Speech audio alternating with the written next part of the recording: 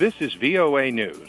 Reporting by remote, I'm David Byrd. President Donald Trump said on Thursday his administration would issue an executive order advising police departments to adopt national standards for the use of force. Speaking at a campaign-style event at a church in Dallas, Trump added that his support is unwavering for police and said progress would not be made by labeling millions of Americans as racist. Unfortunately, there are some trying to stoke division and to push an extreme agenda which we won't go for, that will produce only more poverty, more crime, more suffering. Trump's comments were his first offering of policy proposals on policing and race following the death on May 25th of George Floyd, an African-American man who died after a Minneapolis policeman knelt on his neck for nearly 9 minutes. His death prompted a wave of protest in U.S. cities and across the world, re-energizing the Black Lives Matter racial justice movement. America's top military officer says he made a mistake last week in accompanying President Donald Trump on a walk through a Washington park that had been cleared of largely peaceful protesters. AP's Sagar Meghani reports. Joint Chiefs Chairman Mark Milley was in his combat uniform as he walked with the presidential entourage through Lafayette Park shortly after authorities used force to clear it. In remarks to a National Defense University commencement ceremony, Milley says, "I should not have been there," saying his presence created a perception of the military being involved in domestic politics.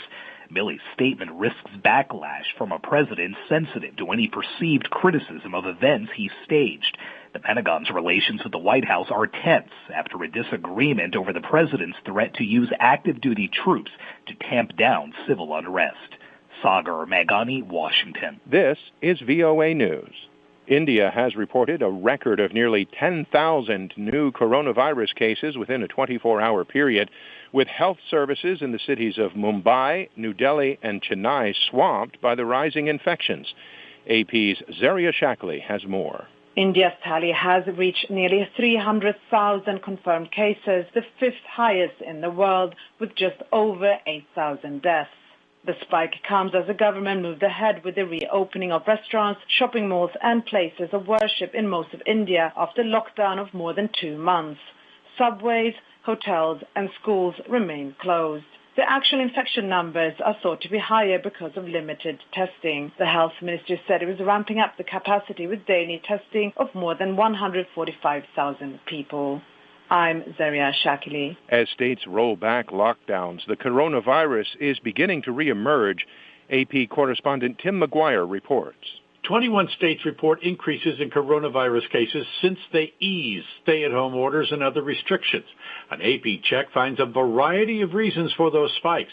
Texas has more than 2,100 people in the hospital with COVID-19, a surge that follows thousands flocking to beaches and water parks over the Memorial Day weekend.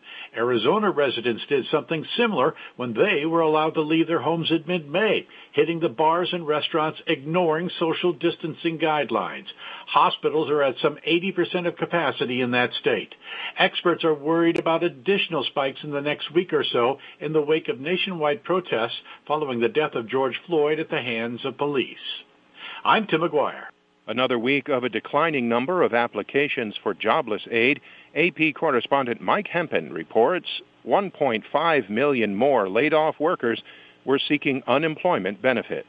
The Labor Department says 1.5 million workers applied for unemployment benefits last week. The 10th straight week the number of applications for jobless aid has declined. However, that figure shows many Americans are still losing their jobs as the economy begins to recover from the coronavirus pandemic.